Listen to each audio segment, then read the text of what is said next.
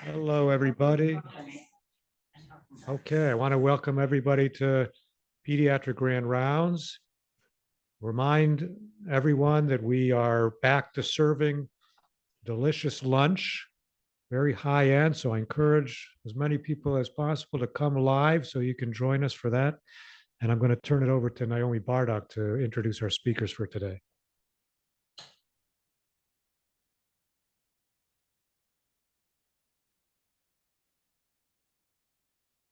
Hi, everyone. It's like a tremendous pleasure and honor to introduce our speakers today, Dr. Amanda Milstein and Dr. Lisa Patel. They're both, not at all surprisingly, graduate residents from our program, and they also do tremendous work and leadership in climate action and trying to address climate health with a real focus on the fact that it's really one of the greatest threats to pediatric and children and family health in our world, not just our country, not just our state, but our whole world. So a couple things specifically about their expertise and the roles that they play. Dr. Lisa Patel is the Deputy Executive Director of the Medical Society Consortium on Climate and Health. She's also a clinical assistant professor of pediatrics at Stanford. We still love her anyway.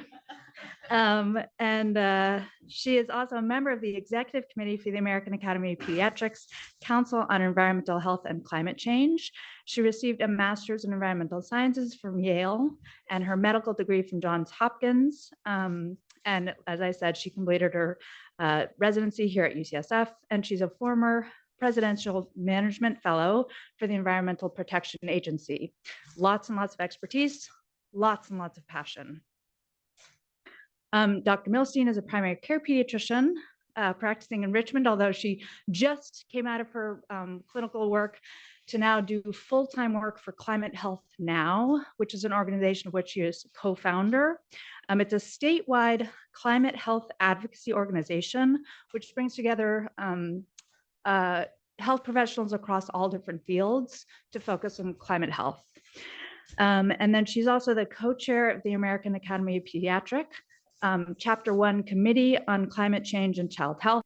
Please help me welcome both of them to Grand Rounds. Thank you so much.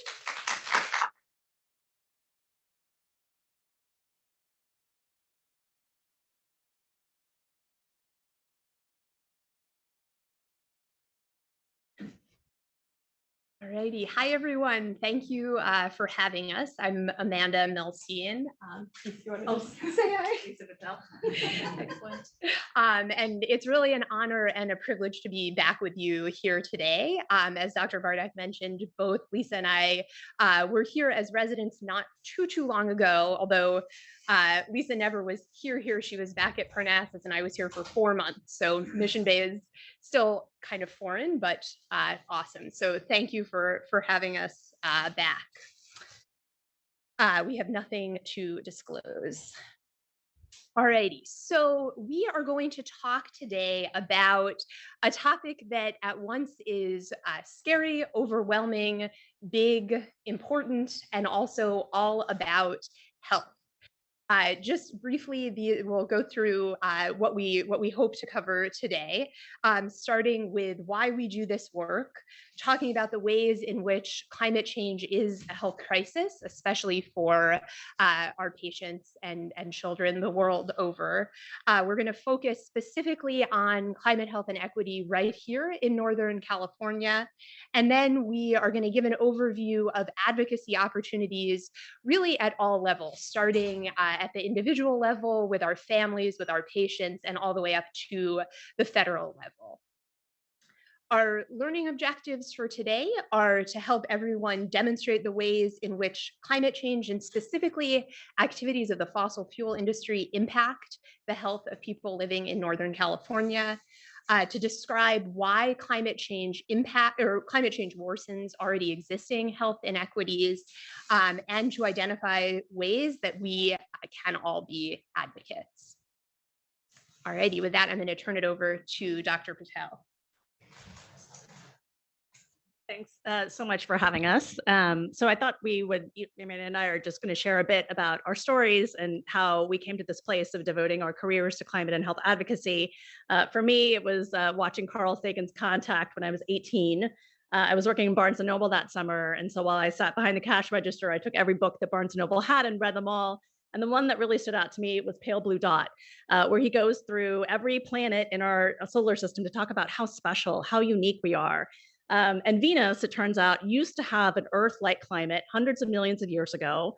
There was a lot of volcanic activity, a lot of CO2 that got spewed into their atmosphere. And today, the surface temperatures are now 450 degrees. And the point of the book is really to impress that we are very unique. We're very special. There were very, very special conditions that led to our Earth and the way it is, and we are basically ruining it. And if we take that for granted, nothing says that our planet couldn't turn into that. Well, then I became an environmental scientist. I became a physician, then a mom, and I thought to myself, well, the grown-ups are going to take care of climate change. I have time. I'm going to be focused on being a mom right now. And then the 2017 election happened, or a new administration came to power that wasn't just not doing anything on climate change, it was denying it and turning us backwards. And that's when I realized, as a mom, actually, it was my duty in terms of protecting my children and all the children that I serve to go all in on climate change. And I love this quote. These are my two kids. This quote from Carl Sagan: "For small creatures such as we, the vastness is only bearable through love." So we could spend, and actually I do a lot of work on medical curriculum.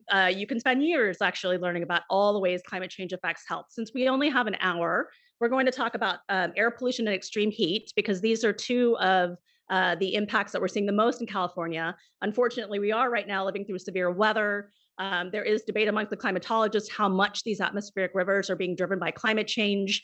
However, it has been predicted in the modeling that we could have expected a big event like this one because of how much we're disrupting our climate and our environment.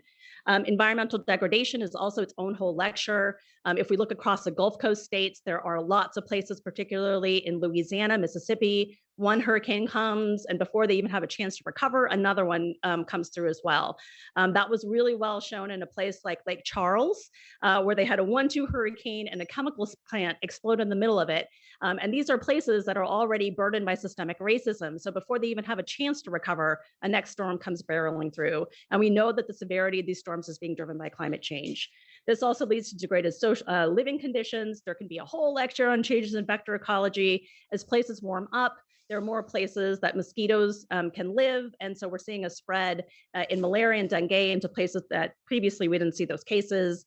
And then water and food supply impacts and water quality impacts. If folks are following what's happening in Jackson, Mississippi, again, historical racism has led to water infrastructure that has been poor to begin with. Add on top of that flooding that's being driven by climate change, and you have an entire city that doesn't have potable water. But we're going to focus today on two outcomes, which is heat waves and on air pollution. And so the picture here up on the top left is a picture of a road in India where the roads are literally getting warped because of the extreme heat that they're experiencing there. There's increasing airification in places where you could previously grow farm crops. We're also experiencing that in Central California. There are entire cities that are being deserted because the drought has gone on for so long.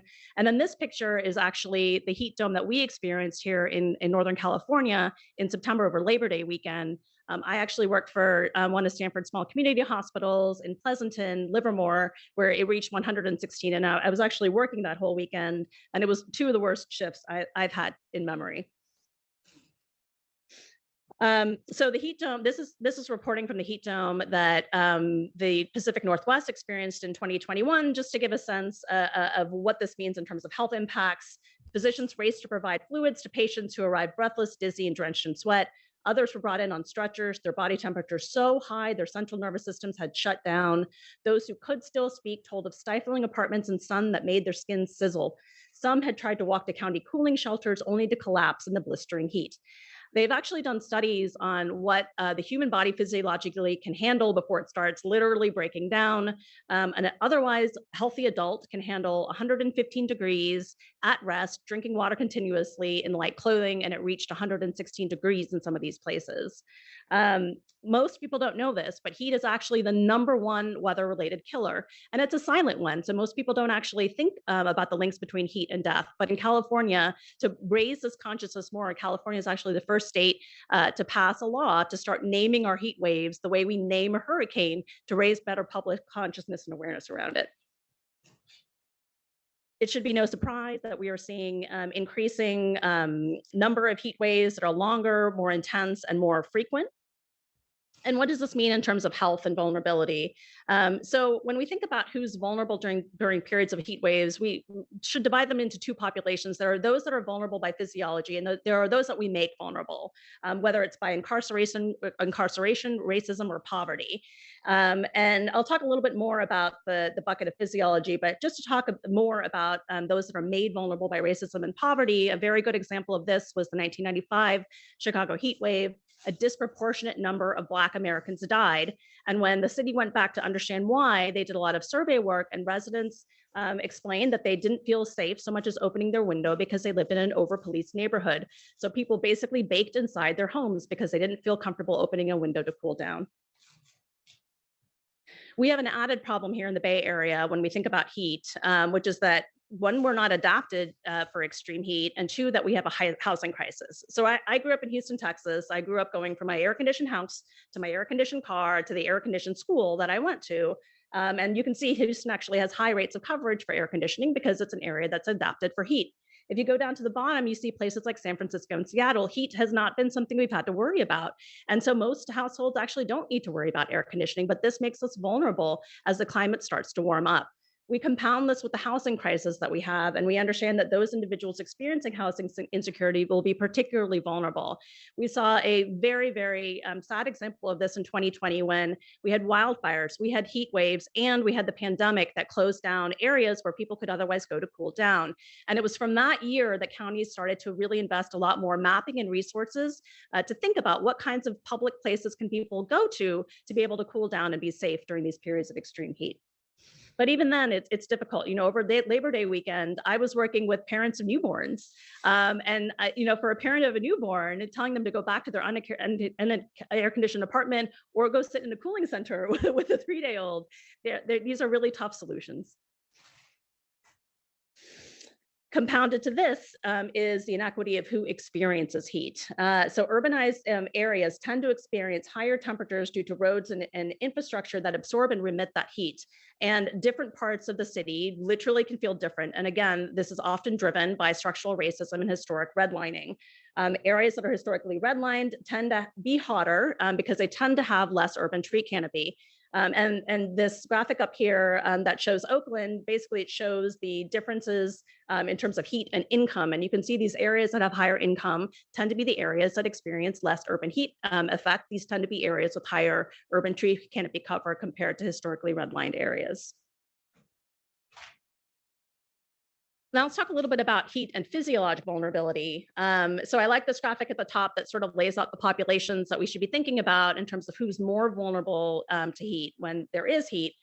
Pregnant women are at higher risk for adverse birth outcomes, and I'll talk about that Becker et al. Paper in the next slide. Households living in poverty, even if they have air conditioning, they may not be able to afford actually being able to run it, especially energy costs being what they have been.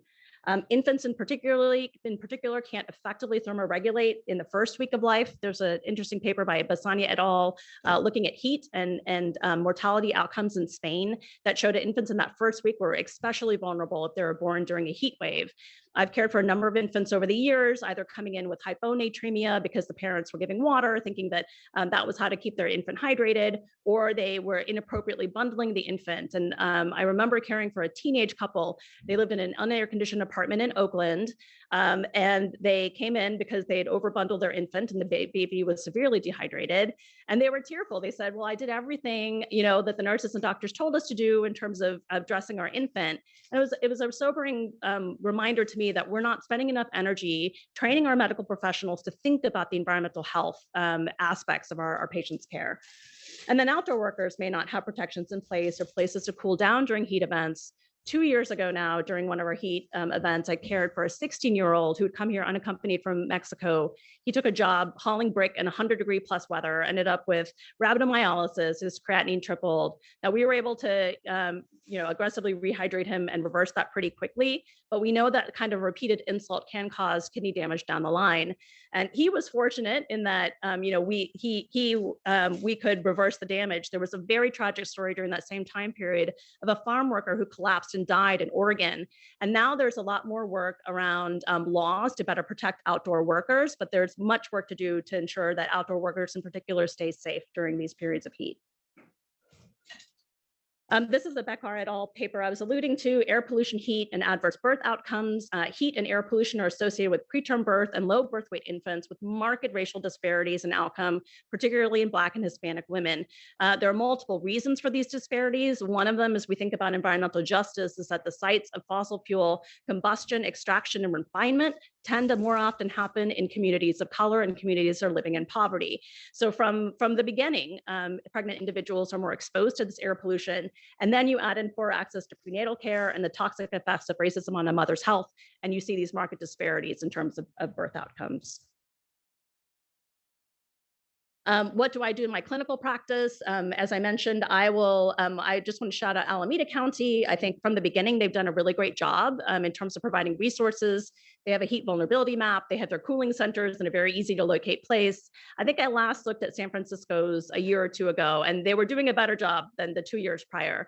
But every city is trying to do more mapping work now to understand, can we turn our libraries, can we turn community or rec centers into places of cooling by installing HVAC systems and cooling opportunities and doing a lot of good and intentional work in that space. But I do provide this to all of my newborn families so they have a resource when they're going home as a pediatric hospitalist.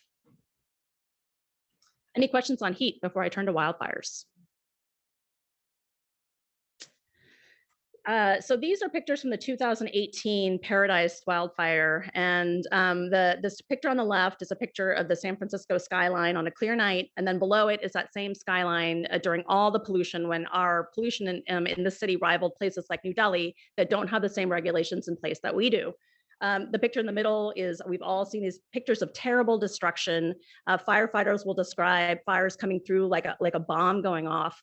And then this picture does not feel remarkable anymore, which is very sad to me, because when this picture came out a few years ago, it was very remarkable to see these plumes literally from space. But now every year we're starting to see these wildfires are so big we can see them from space. And that was not the norm. Globally, wildfires are increasing. Now, I want to inject a moment of hope here. This shows the emission scenario if we do nothing. Fortunately, we are doing a whole lot of something. It is not enough, but it does assure us that we're not going to get into this worst case scenario here, this picture here in F, with a 74% increase in wildfires. Thanks to the work of the Inflation Reduction Act and IIJA, which is another piece of legislation we'll talk about, we are better steering our ship towards where we need to go for carbon emissions, but there's still more work to do to prevent this worst case scenario. Why do I care so much about wildfire smoke as a pediatrician? Well, all forms of air pollution are toxic, but wildfire pollution is even more toxic. I think it is a shame that I think most medical students, I'll say we've done a lot of work at Stanford, and I would imagine UCSF has done this work as well to talk more about particulate matter pollution. So when we burn anything, whether it's a fossil fuel or a house goes up in flames, it produces these really, really tiny particles that are basically the width of a fraction of a hair. We can breathe that in, it enters our lungs and our vasculature and sets off essentially like an inflammation cascade. Now, we have tons of evidence from the pollution we're always breathing because we burn fossil fuels on what those outcomes are. Chronic exposure to fossil fuel pollution results in shorter life, stroke, heart disease, asthma, lung cancer, reduced lung function, and low birth weight. We're starting to get more and more evidence that wildfire smoke is even more toxic than that regular air pollution. There was an interesting study by Aguilera that basically looked at apples for apples. You take an air quality index of 50 when it's wildfire smoke, and you take an air quality index of 50 when it's just fossil fuel pollution, and found that there was a 10-time higher rate of kids showing up to the emergency room with respiratory complaints when it was wildfire smoke. When we think about the populations that are vulnerable in terms of a health point of view for wildfires, we think about, this is a graphic from the governor of Oregon, a tweet Wildfire smoke hurts children, older adults, and Oregonians. I also want to add in their pregnant individuals are affected as well. So we see increased asthma exacerbations. We see increased lower respiratory infections like pneumonia and bronchitis.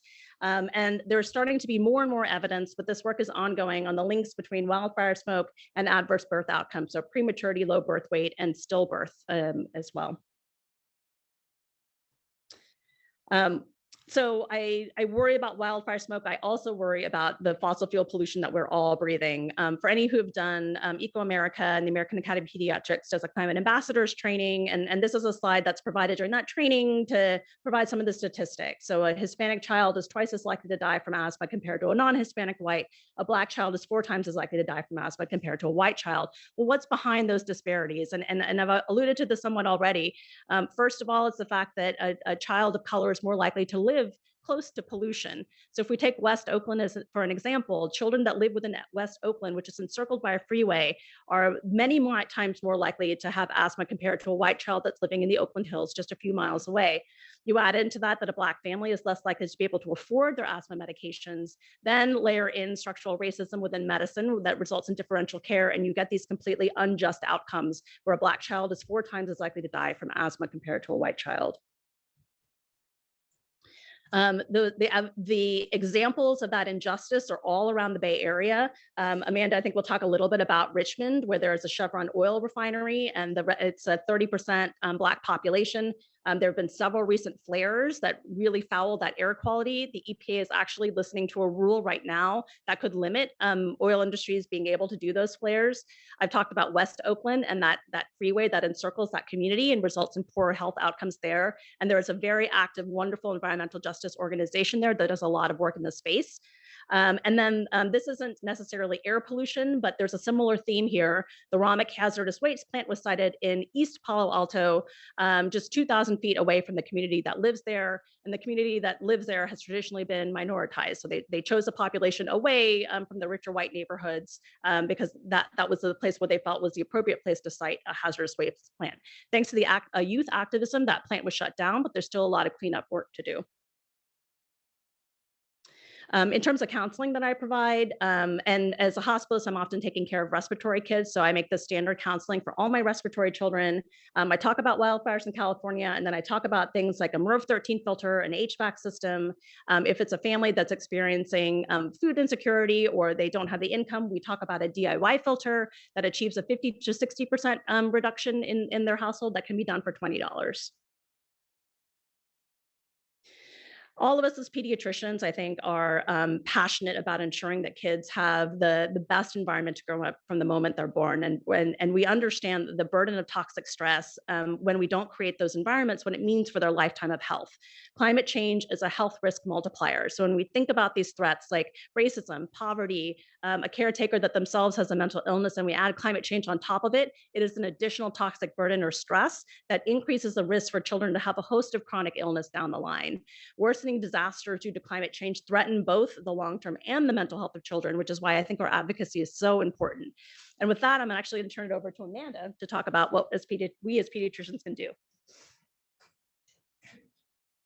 All righty. Excellent. So that was a lot of information. As Lisa said, I think we all know and understand all of these topics could themselves be entire textbooks. But the main issue that the main thesis that we want to make sure people understand is that climate change is about human health. It's specifically affecting the health of all children everywhere, but it's affecting some children and some vulnerable populations more than others. And the way we want to spend the last portion of our talk is really talking about, well, what can we do and why do we need to do it? So we're here to make the case that all of us as pediatricians have a role to play, and there's a lot of options to choose from. What I'm going to talk about is just skimming the surface, and my hope and thought is that many of you are probably already doing this work. But my hope also is that for anyone who's not, or anyone who's looking for a place to jump in, that you're going to leave here today with some sense of where that can be. So I'm going to share really briefly just a little bit about why I'm standing up here today as well. So I have come to think of my life before 2017 as the before time, when I had the privilege of not really worrying about climate change too much. Lisa had mentioned at the beginning of her talk this idea that this was a problem that other people were solving, and I certainly had that attitude as well. And then in 2017, at 4 a.m. on an October morning, my parents, who had recently relocated to Napa from the East Coast, were evacuated from their house because wildfire was about a mile away. The picture that you see at the topmost left there is my son, who's now about to turn 7, but was then about a year and a half old. My mom took that picture the morning that they were first evacuated. Their house luckily didn't burn that year. It hasn't burned actually to this date, but we all know that there's a very real chance that it could. And so that morning in October was when the climate crisis became really real for me, and it felt like there was no real turning back. I still didn't have a really good sense, though, of what I could actually do or what I wanted to do. For those of us who have been in the Bay Area for at least the last few years, we now know that there is wildfire season and smoke season. I imagine many of us were here in 2020, the picture Lisa showed, when we couldn't see the sun because the smoke was so thick. So my trajectory takes me to 2019 when, purely really for commuting reasons, I decided to leave my primary care role in San Leandro and take a position in Richmond, which is a community, for those of you who aren't familiar, that's only about 20 miles from where we are right now in the East Bay. Richmond is an environmental sacrifice zone. It is a community in which oil and gas refining has been situated for decades, and that is not by accident. That is due to the historic forces and ongoing forces that Dr. Patel talked about, things like redlining, outright racism, and structural inequity that is baked into our system. Pretty soon after I took my job in Richmond, I started to notice how many of my patients had asthma. As a pediatrician coming out of UCSF, I knew how to treat asthma. I had taken care of a lot of kids with asthma, but all of a sudden, everyone had asthma. I remember the second week in my new job, I had 2 families in 1 week who came in and asked me, holding 3 or 4-day-old infants. Their first question for me was, "Doctor, does our child have asthma? How will we know?" And I couldn't at the time wrap my head around how that question was coming up so early in the lives of my patients and their families. And in the time since then, I've come to appreciate much more closely the ways in which the fossil fuel industry in a place like Richmond has created a intergenerational health crisis. And so thinking through what was going on for my own family and my fear related to bringing young children into this world that was quite literally on fire, and then taking care of patients whose lives and whose families' lives had been impacted by fossil fuels for generations had really started to help me connect the dots. And in 2019, I created or co-founded an organization called Climate Health Now, which we'll talk about a little bit later, to try to bring the voices of the California health community to this advocacy work that is so badly needed. So we want to talk through a bunch of different layers of advocacy. And I want to lead by saying climate change is a systems problem. There is not an action that any one individual can take that is going to solve the problem we're in. But that's not to say that there aren't things that we can and need to do as individuals. So we're going to start at that layer and then expand outward. I wanted to share this quote too. This is particularly meaningful to me because it was a mentor here at UCSF my intern year who said this to me, who said that as pediatricians, we are all inherently advocates for the future. Whether or not we see ourselves that way, that is fundamentally true. And I have held on to that for a long time, and it feels more true now than ever. Another reason why our voices matter is because we have a lot of trust from our communities, from our patients, and from their families. This polling is from 2018, so there are certainly things we can imagine that have maybe changed these outcomes, but I think the idea still stands, which is when you ask the general public, who do you trust for messaging, who do you trust for information? Nurses, physicians, pharmacists, we come out at the top. And that's why it is so important that we use our voices in this way.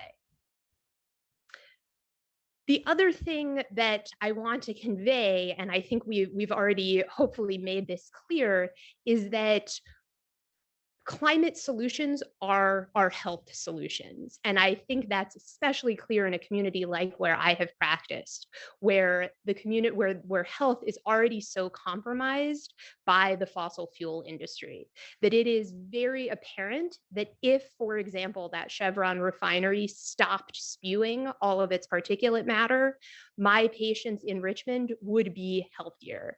And also our climate would be healthier, and we would protect children everywhere. So I think that's another really important thing for us as health providers to really understand, is what we're talking about. When we talk about climate solutions, we're talking about immediate and future improvement to health. There are lots and lots of different studies that look at things like this. I wanted to just share this particular highlight. This was actually given in testimony to Congress in 2021. We're not going to go into too much detail about what the different trajectories are, but I think probably all of us have seen things around, if we hit 1.5 degrees C, this will happen. If we hit 2 degrees C of warming, this will happen. I think the takeaway is that the more we do to limit warming now, the healthier and better off we will all be. This in particular is a study that showed that if we can keep warming to a 2-degree pathway, this is in the US alone, we could prevent roughly 4.5 million premature deaths, 3.5 million hospitalizations and ED visits, and 300 million lost work days. So we've made the case for why our voices matter. So let's talk a bit about where they matter. We're going to talk about talking to our friends, talking to our patients and families, advocating at the level of our medical systems and hospitals, our societies, professional organizations, getting out into our communities and schools, and then a bit on what's going on at a state level and a bit about what's going on federally. And again, this is just a sampling. So I think one of the guiding principles that's been very helpful to me, and I think to a lot of people, is the idea that one of the most important things we can do about climate change is simply to talk about it. This is a quote from a TED Talk that a scientist named Katherine Hayhoe gave, who's a climatologist and also does a lot of thinking and talking about climate change. So why is that? Well, I think many of us probably intuitively understand this and feel this, but even if people aren't talking about climate change, people are worried about climate change. And more people are worried about climate change than ever before. So this is data coming out of Yale and George Mason universities showing trends in the percentage of Americans who identify themselves as alarmed versus, along the spectrum all the way down to dismissive of climate change. And you can see based on the y-axis on this second graph that the percentage of people identifying as alarmed between 2017 and 2021 has nearly doubled.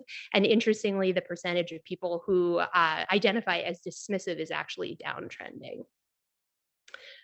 So where can we talk about it and where can we start? So one is thinking about our clinical work and applying a climate lens to what we're doing clinically. Lisa talked a bit about the counseling she does when she discharges a newborn baby or when she admits a patient with asthma.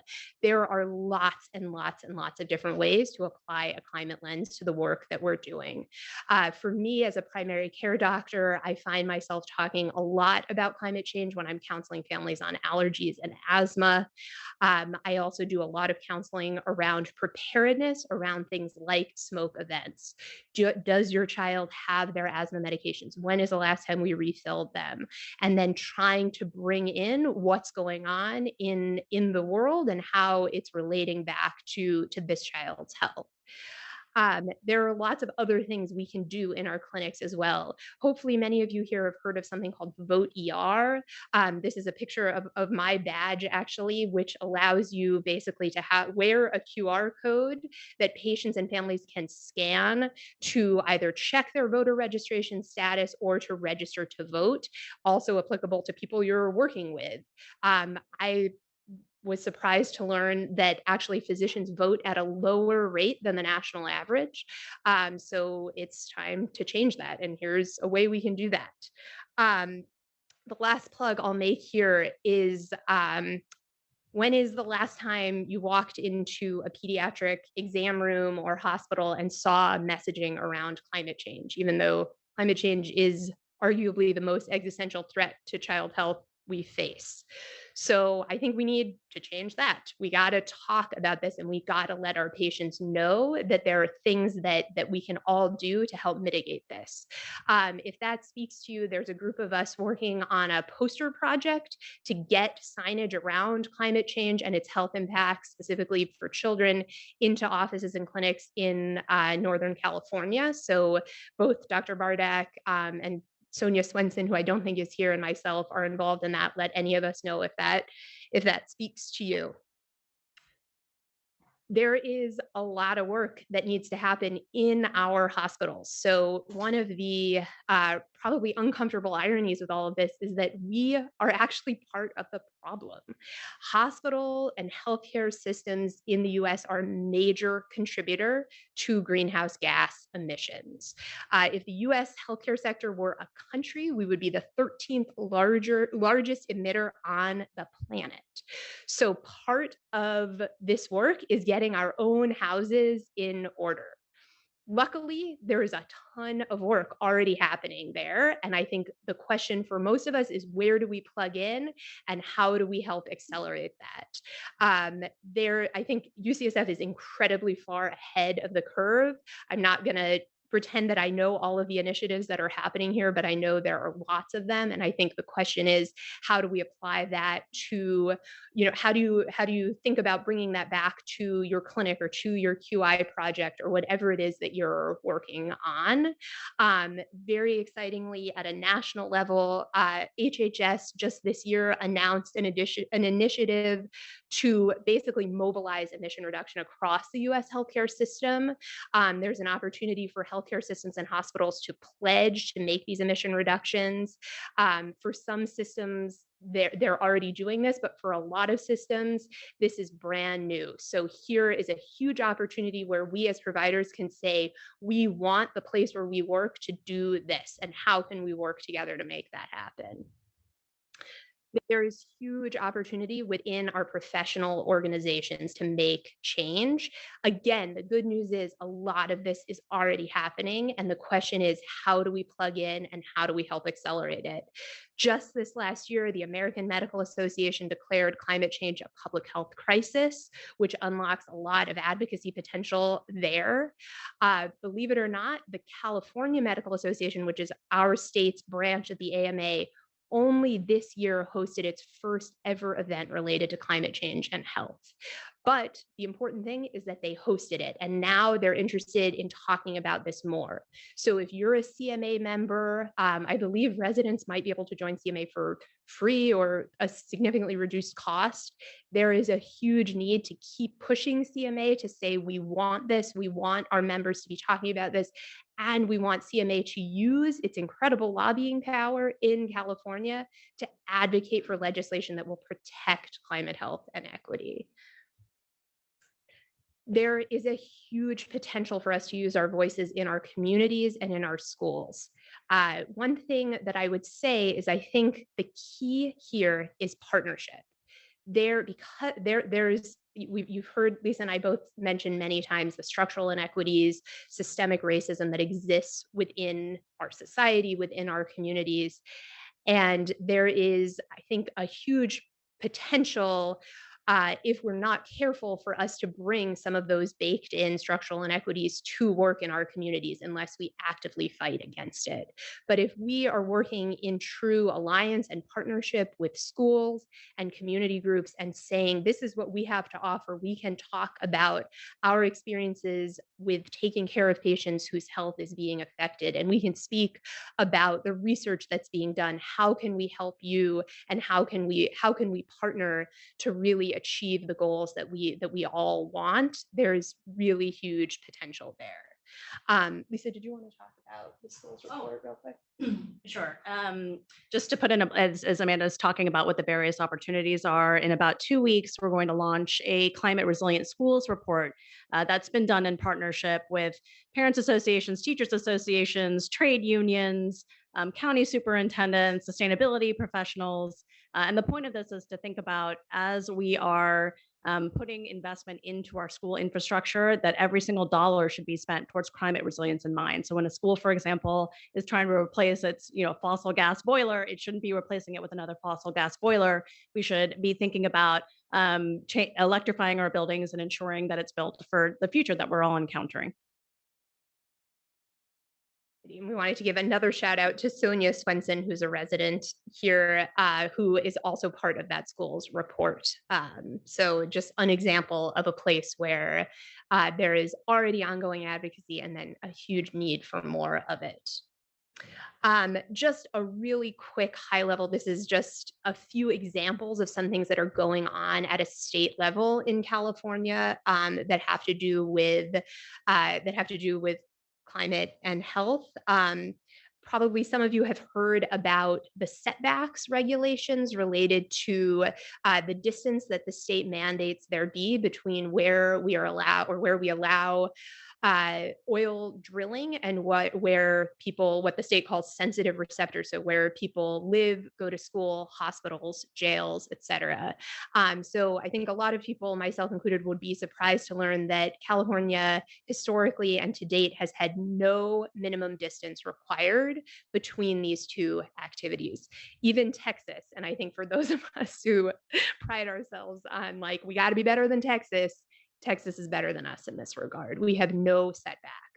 So after lots of different attempts with a huge coalition of groups working on this for years and years and years, just in 2022, Senate Bill 1137 was passed, which requires a minimum 3,000 foot setback between where oil and gas can be drilled and sensitive receptors. Unsurprisingly, the fossil fuel industry is going after this in a massive way. They have infused millions of dollars into a campaign to overturn this. They have a referendum that they are currently collecting signatures for. This has been in the news. If you Google it, you will find out more detail about what's going on, but that's just one example of what we are up against, right? This is real, and it's unfolding quite literally as we speak. Proposition 30 was just on the ballot. Unfortunately, it was defeated in fall of 2022, but it would have provided more funding to firefighting and also to electric vehicle infrastructure throughout the state, especially charging with a real equity lens. Right now, the California Air Resources Board, which is our state board that is charged essentially with coming up with our state's climate plan, is undergoing a review and basically submitting what they're proposing as the next 5-year scoping plan. So there's lots of opportunity for public comment. There's lots of groups that are organizing that comment, but this is a huge opportunity for our voices to be heard. And again, our voices as pediatricians talking about this matters hugely. So just a very high level smattering of things that are going on here. I'm going to turn it back to Lisa for one sec. So Amanda provided a great overview on some of the state level work that Climate Health Now undertakes. I'm now the executive director for the Medical Society Consortium on Climate and Health, where we work more on the federal level, and then we work with state groups like Climate Health Now to provide support. So I just want to talk about a few of the federal opportunities for advocacy that are coming up this year. The Inflation Reduction Act, which I alluded to, it is called the Inflation Reduction Act. It is actually the single greatest investment Congress has made to date in terms of changing the carbon scenario that we were in. So a lot of money now, $360 million is being allocated for this in the form of tax credits and rebates for people to electrify their homes, electrify their schools. Now all that money goes into the implementation phase. And so on the state level, there's a lot of opportunity to ensure that those dollars are spent the way they're supposed to be spent. And so the consortium is going to be doing a lot of this work in the space, working with our state groups to advocate and plug into public comment period to ensure that these dollars are well spent towards climate change. The EPA is introducing a new rule to regulate carbon dioxide. If anyone followed what happened last summer when the Supreme Court basically somewhat cut one of the legs off of EPA to be able to regulate greenhouse gases in the West Virginia decision. Well, the EPA is going to promulgate a new rule. It sounds like from the rhythm of things that's going to come out in the spring, and this is where public comment is very important. You can either sign up to testify, or you can actually write written comments in, and the federal government has to answer every single one of those public comments when they're considering a new rule. So it's a really good opportunity to have your voice heard. And if you're new to the public comment process, we at the consortium and a number of our partners always create toolkits, so you don't have to be expert on this. A lot of this is written down. You inject your experience and your expertise and then craft the message using a lot of the materials that are formed by experts. And then finally, the Farm Bill comes up for a vote this year as well. The Farm Bill, given the current makeup of Congress with the Republican-led House and a Democratic Senate, it is unlikely that any other new climate legislation is going to be introduced or passed. But the Farm Bill is a huge opportunity, given what the agricultural sector actually contributes to climate change, to ensure that we are using these dollars with climate change in mind. So the consortium is going to do a lot of work, probably create a policy brief and some action alerts for our members to get involved in talking to the representatives to ensure that the Farm Bill considers climate change and climate resilience. And again, you do not need to be expert. You just have to sign up and show up. All righty, so I'm going to close us out here. So we're making the case that our health voices are our climate superpower. The question is, how will you use your superpower? In some cases, it requires getting out of getting out of our exam rooms, getting out of our clinics. But as we've said, there is lots and lots of work that can and must be done there. We wanted to close out just by sharing this Venn diagram that was created by another scientist named Ayanna Elizabeth Johnson, talking about or trying to help people figure out where will you find your place within this work, and looking for the intersection of what you're good at, what needs to be doing, and what brings you joy, what is going to be sustainable for you, over a longer haul. This problem is big. I think one piece of advice I would offer is do not go it alone. Join a group, join a community. There are so many groups that are doing this work, and finding a home is a big part of this. We wanted to offer a few recommendations here. You can scan any of, we're into QR codes. You can scan any of these if you want to join any of these 3 groups. These are certainly not all that's out there, but just again, a sampling of what you can find. One thing that I wanted to just emphasize that Lisa mentioned is you don't have to be expert to be effective, right? Especially when we are coming back to what it is we do, which is take care of kids. So especially getting involved in a group where some of this legwork or a lot of the legwork is being done in terms of setting you up to give comment, giving you talking points where you can come and plug in, here's my specific, here's where I can add my own experience as a pediatric ICU doctor or a respiratory therapist, and here, taking care of kids with asthma, here's where I can specifically plug in. We get that people are busy. We are living this very experience. It's hard to do this, but it is certainly doable, and it is so important. That's it. Thank you.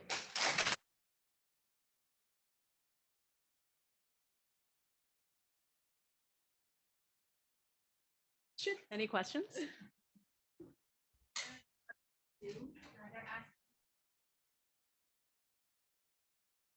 You wanna Oh, try that? yeah. So a few years ago, I think it's Puget Sound has one. There's a video, and they provide a little bit of data on PM 2.5 reduction on their website. So if you just Google Puget Sound Air Quality Board, you should be able to find it there.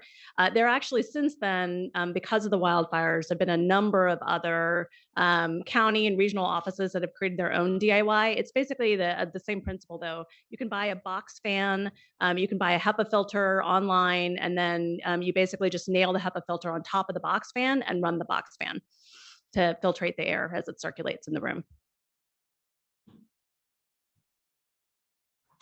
I can add to that. My family in 2020 made a DIY filter because we couldn't find enough filters essentially to do what we needed to do to get smoke out of our house. And it has held up. We still use it. And we actually use masking tape rather than nailing it, and it still works. So and something else I think that we as providers can do is help families figure this out. I have talked through, show people on a website where, you can read about this, talking through like, okay, so are there resources? We in the Bay Area are fortunate that through our air quality management district, there is the possibility of getting a free or reduced cost air purifier for families who can't afford them, but those do run out. So do we know how to point patients to those? And then do we know, if they can't get them or there's other problems, could we talk somebody through where to even look to make a filter like this? I think those are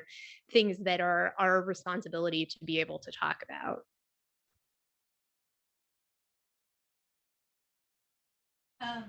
Thank you guys so much for such an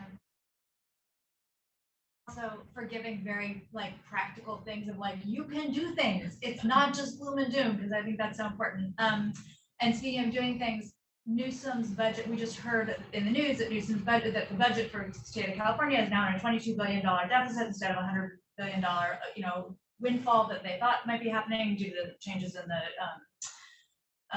stock market, et cetera, this year in California. And it looked like what I was reading is that many of those budget cuts are actually going to be focused on climate, the money that they already had earmarked for climate change interventions, I think around transportation and some other things. Do you guys have a sense of oh, is there some yelling that's going to be involved that please stop doing that? Is there an analysis of what to do and why? And is that as devastating as it sounds, or I think you're closer to the yelling, so I'll teach you how to yell. I have yelled from my office. I don't know of a I think that's something to stay tuned for. I think there's a lot. I mean, one amazing thing about California is this is a state where there are lots and lots and lots of groups working on climate. So again, I would bring this back to don't go it alone. Find that analysis will happen. Figuring out, whether it comes specifically through a health lens or not, I think is less likely, but there will be lots of information about what this means for climate policy. And then what I would say in terms of bolstering that is this makes this work even more important, right? Is we can come to this. I mean, there's lots of different avenues that we can and need to take. I mean, health obviously being one of them. The economic, there's the fact, I mean, I'm certainly no economist, but if you read and listen to what is happening and what people are saying, renewables are less expensive now than they ever have been before, and are less expensive than fossil fuel energy. So regardless of where, you can come at this from so many angles, but we have to raise our voices, right? We have to say that this is important and that quite literally our future depends on it. And I'll say, that obviously we're in a budget situation here, but then to not lose our eye on 2024, because if the gains that have been made can be easily erased, and again, set us 10 steps back, if there is a Congress that is in power that are climate change deniers or climate change deniers. Deniers and working against it. Yes, yes. Make it worse. So also wanted to say thank you for such an interesting talk and for making the time to come here and deliver this to us. I had to step out for just a brief moment because I'm on service, so I may have missed this, but I heard very loud and clear healthcare is one of the biggest contributors to this problem. I also hear here's all the advocacy stuff that you can do. But I'm wondering if there's actually some of the things that we do as healthcare providers on a daily basis that might be not as impactful but low-hanging fruit. And I'll just tell you, someone told me at some point that even doing 8 dishes by hand, like the cutoff is 8 dishes. If you have a dishwasher, it actually saves water and energy to do it in the dishwasher at 8 dishes. And I was like, oh, I love that. Now I never do dishes anymore. I just put them into the dishwasher. But I didn't know that, right? I always thought, oh, it's only 8 dishes. I should just do it by hand. Like I'm giving that example, but are there any things that we all just do without thinking that if we all did them differently, it might actually have a little bit of impact? I'll do my one Okay. that I think is easy. Food waste. Food waste is a huge, huge contribution that is easily modifiable if we're more conscious about what we buy and making sure we finish it. And so people don't often think about, when things go into the compost, the way that this is broken down, it releases methane gas in the breakdown process. And so food waste, I would say, is like the number one thing that you can do, that we should do to respect food to begin with. That is also a climate action, is to reduce your food waste. Yeah, I mean, there's lots of actions certainly that individuals can take. And I think if you talk to a bunch of people, you'll hear many different things in terms of, there are people who come down very strongly on the side of like, this is not about individual action. This is only about collective action. This is, the idea of your carbon footprint is an invention of the fossil fuel industry to make us feel culpable, even though we can't actually do it. There's a large range. And I think where I've started to land is that there's a space for all of this, right? That there's individual action and then there's also collective action. I was just going to bring it back to making change in our own healthcare systems. That's where I think, and I'm by no means expert on this, but from what I see happening and the types of conversations that are going on, is that's a place where there's such a need again for provider voices and not just across everyone who's involved in an interdisciplinary healthcare team to help understand why we're making decisions that we are about what equipment we're using, the gowns we're wearing, the contact precautions we're using, and then to really help people understand where we could make changes and how that might impact care, right? Because at the end of the day, we're all trying to take care of patients. But I think the question is, where are the things that we're doing that are causing the greatest harm to the environment? And do we really know why we're doing those things? I just want to add 2 things to that. Is one, when we think about individual action, just think about the fact that you are a model to others. And so it's not just that you're taking the action, but to Amanda's point that she made during the talk, like talk about it. Talk about the fact that you're doing it, because what's even more important that you took the action was that you're telling others that you're doing it. And then the second, in terms of healthcare sustainability, we got our start. I got my start with a group of really passionate students that wanted to do something within the healthcare system. So like, let's move to laundered gowns. And boy, did we learn, it was very naive when we first started. But back to this point of you cannot do anything alone. And we learned a lot in that process. UCSF, Gail Lee is the sustainability director here, who is amazing. Go to Gail. And there are tons of resources to kind of find within the UC system, where can you apply yourself? Because there are tons of opportunities and there's lots to do, but especially for a place like UC that has a good system in place, make sure you're not creating more chaos than help within the system, because I think there's a lot of resources and opportunities here, but it's also a question of growing together when there are a lot of different things to do. So I have a question that relates to the 2 of the things we just talked about. One in terms of individual actions and also the waste. There have been some documentaries and podcasts of about what actually happens around recycling. Mm. And I just want, it sounds like you might have opinions about that as well. I'd love to hear, because as you know, I think many of us are avid recyclers and we're trying to do everything that we can, but I wonder what your take is on the myth versus reality of that. Go ahead. Okay. I mean, I will caveat this by saying I cannot claim expertise in this other than I think I've listened to a lot of those podcasts too. And I even learned a new term for myself, which is an aspirational recycler. I always think like, maybe this could be recycled, so I'll just do it, even though that's actually now, as I understand, worse for the system. I think this is right. What you're saying is that this idea, we have this idea that we're recycling 90% of what we're putting in our recycling bins, when really it's a tiny, tiny percentage of that. There's also, and again, I cannot claim deep knowledge of this, but just to kind of plant some other seeds, there's also huge health consequences related to the plastics, even that we think we are recycling, and where those, microparticles are ending up. I mean, this is all interconnected.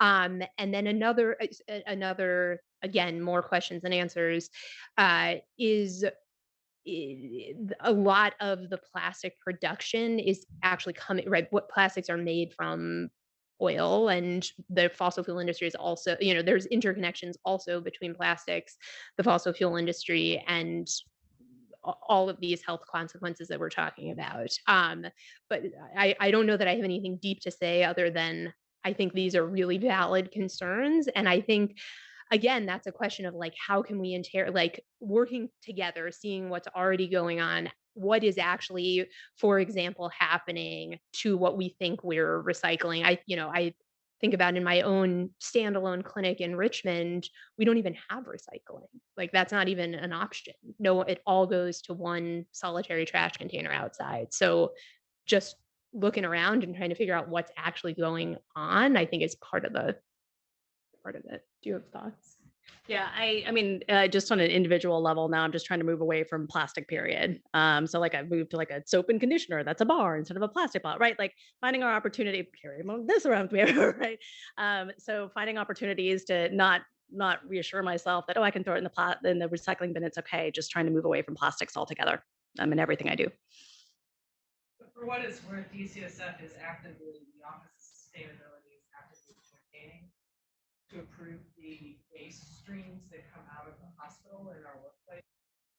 So we all had lunch, and there's bins there, and you can sort, like the lunch, there's recycling, composting, and black bin trash there. And if you just try to get things into the right bins on the way out, it'd be something you could do. And where it goes, we do the best we can. So, and thank you for the Recology. San Francisco actually had a really interesting tour at the plastic recycling facility. That's exactly how they do it all. It's fascinating. But the bottom line is, plastic is actually not the right? It's a misnomer. Yeah. By the fossil fuel industry. I think there might be one other helpful thing to say, which is like the statistic I've heard is that it's only about 11% of carbon emissions is actually due to individual behavior. So our ability to really move the needle is relatively small, but it's also psychologically very important to think about the fact that it is very overwhelming. And so it's important to feel like I am doing something at least, rather than just feeling completely nihilistic. But to also remember that some of the highest impact we can do are at the slightly higher levels, state level advocacy, even local advocacy for doing better systems change, working with our healthcare systems. Those kinds of things can be slightly higher impact. So just not to get too depressed.